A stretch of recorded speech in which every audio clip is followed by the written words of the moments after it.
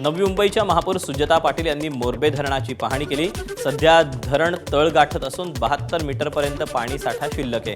नवी मुंबईमध्ये धरणात फक्त 17% पाणी उपलब्ध आहे। जलवाहिनीच्या दुरुस्तीमुळे काही भागात गढूळ पाणी आलेलं होतं, पण धरणातील पाणी स्वच्छ असल्याचं महापौरांनी स्पष्ट केलं।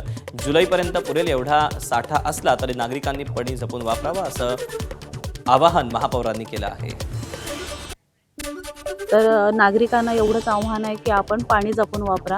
आपल्याला इतर शहरांच्या मानाने आपण खूप नशीबवान आहोत की आपल्याला मोरबेसारखं असं समृद्ध पाण्याचं स्रोत अवेलेबल आहे आणि ते आपण जपून वापरलं तर नक्कीच भविष्यात आपल्याला पाणी टंचाईला सामोरं जावं लागणार नाही। एबीपी माझा, उघडा डोळे बघा नीट।